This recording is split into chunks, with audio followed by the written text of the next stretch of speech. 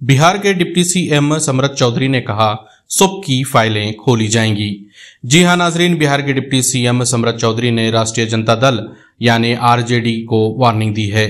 सहाफियों से बात करते हुए समरथ चौधरी ने कहा कि पिछले एक हफ्ते से आरजेडी क्या कर रही है सबको पता है और गंदी सियासत करते हुए रियासत में नंगा डांस किया जा रहा है।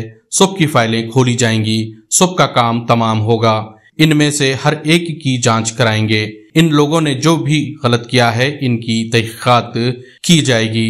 समरथ चौधरी कहते हैं कि अगर कोई गलत करने की कोशिश भी करेगा तो उनके लिए जेल के दरवाजे खुले हैं। बिहार असेंबली में 12 फरवरी को फ्लोर टेस्ट मुनक्किद होना है। आरजेडी से अलग होकर बीजेपी से हाथ मिलाने वाले नीतीश कुमार को ऐवान में अपनी अक्सरियत साबित करने की जरूरत है। ताहम एदाद व शुमार नीतीश कुमार के पास मौजूद हैं। कुछ दिन पहले ही नीतीश कुमार ने अपनी मखलूत हुकूमत का खात्मा कर दिया था। आरजेडी से अलग होकर नीतीश कुमार ने एक बार फिर अपनी पुरानी हलीफ जमात बीजेपी से हाथ मिला लिया है। नाजरीन, याद रहे नीतीश कुमार 9वीं बार बहैसियत बिहार के वज़ीर आला बन चुके हैं और जब लालू प्रसाद यादव की पार्टी से हाथ मिलाकर हुकूमत बनाई थी तब बीजेपी पर तनकीद किया करते थे। पर सियासत और कुर्सी की लालच बहुत बुरी चीज है। कभी भी कोई भी दुश्मन बन जाता है और पल भर में दोस्त भी। लेकिन एक बात जरूर है, आज बिहार की आवाम अपने आप को ठगी महसूस कर रही है। शिवसेना यूबीटी के साबिक काउंसलर को मुंबई में फेसबुक लाइव के दौरान गोली मार दी गई है। जी हां नाजरीन, जुमेरात को शिवसेना यूबीटी के साबिक काउंसलर अभिषेक को मुंबई में एक शख्स ने गोली मार दी है। इनकी हालत तशवीशनाक है। इन्हें बोरीवली के कोरोना अस्पताल में दाखिल कराया गया है। खबर रसां एजेंसी ANI के मुताबिक गोली मारने वाले शख्स मरीज ने हमले के बाद खुद को गोली मारकर खुदकशी कर ली है। इब्तदाई मालूमात से पता चलता है कि अभिषेक को 5 गोलियां मारी गई हैं, जबकि अभिषेक घोसलकर शिवसेना के साबिक MLA विनोद घोसलकर के बेटे हैं। अभिषेक मुंबई के दहिसर के वार्ड नंबर 1 के साबिक कारपोरेटर हैं। वो मुंबई बैंक के डायरेक्टर भी हैं। बताया जा रहा है कि दोनों के दरमियान आपसी झगड़ा चल रहा था। फिलहाल अभिषेक घोसलकर की बीवी तेजस्विनी काउंसलर हैं। बोरीवली असेंबली हलके में घोसलकर खानदान का सियासी दबदबा है। शिवसेना की रहनुमा सुषमा आंध्रे ने कहा कि मोरिस दहिसर से इलेक्शन लड़ने के ख्वाहिशमंद थे और इनके दरमियान झगड़ा हुआ था। नाजरीन, कुछ दिन कबल भी इसी तरह का एक मामला सामने आया था जहां पुलिस स्टेशन में गोली मार दी गई थी और अब ये वाकया मंजर आम पर आ गया है। ऐसा महसूस होता है कि जैसे मुंबई में बंदूक और कारतूस मुफ्त में मिल रही हैं और सिक्योरिटी एहलकार ख्वाब की नींद में हैं। मरकजी हुकूमत ने लोकसभा में व्हाइट पेपर जारी किया है। मरकजी हुकूमत ने हिंदुस्तानी मईशियत के हवाले से पार्लियामेंट में एक व्हाइट पेपर पेश किया है। मरकजी वजीर खजाना निर्मला सीतारमन ने ये व्हाइट पेपर पेश किया है।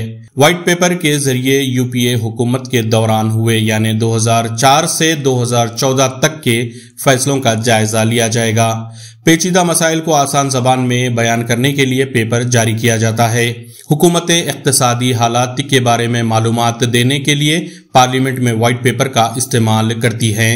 जुमेरात को भी व्हाइट पेपर के इजरा से पहले ही कांग्रेस पार्टी ने बीजेपी हुकूमत पर तनकीद की और ब्लैक पेपर जारी करने को कहा।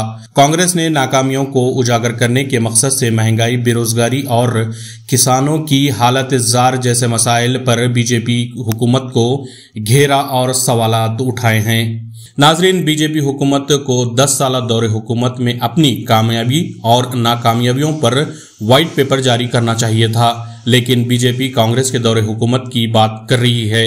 अवाम खुद फैसला कर सकती है कि मुल्क किस सिमत में जा रहा है और इससे क्या नुकसानात हो रहे हैं। क्या शरद पवार इलेक्शन कमीशन के फैसले से पैदा होने वाली आफत को मौके में तब्दील कर पाएंगे?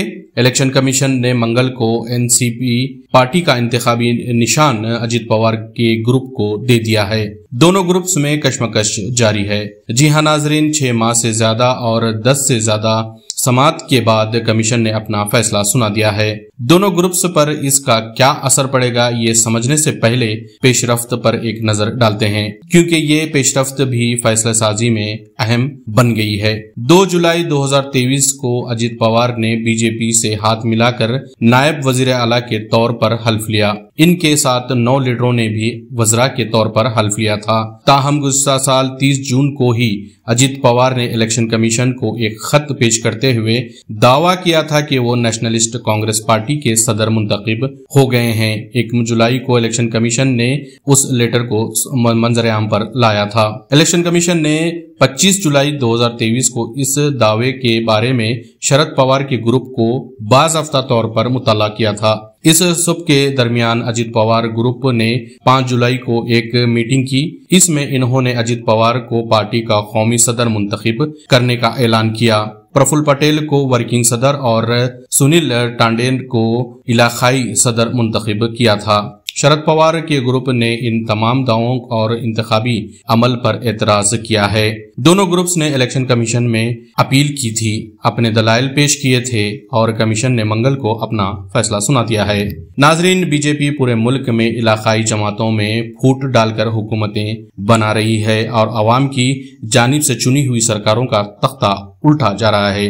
और ताज्जुब की बात है कि इस सब को दस्तूरी निजाम या कार्रवाई का नाम दे रही है। राहुल गांधी ने पीएम मोदी की कास्ट पर सवाल उठाए हैं। अवाम को बहुत बेवकूफ बनाया जा रहा है, यह कहना था राहुल गांधी का। कांग्रेस के रहनुमा राहुल गांधी ने कहा कि वजीर आजम नरेंद्र मोदी पूरी दुनिया से झूठ बोलते हैं। वो ओबीसी कैटेगरी में पैदा नहीं हुए थे, बल्कि वो आम जुमरे में पैदा हुए थे। छत्तीसगढ़ में भारत जोड़ो न्याय यात्रा के दौरान इन्होंने कहा कि सबसे पहले मैं आपको बताना चाहता हूं कि नरेंद्र मोदी जी ओबीसी कास्ट से ताल्लुक नहीं रखते हैं।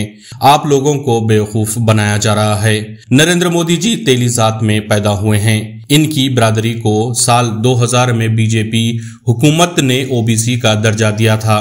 वो आम तबके में पैदा हुए थे।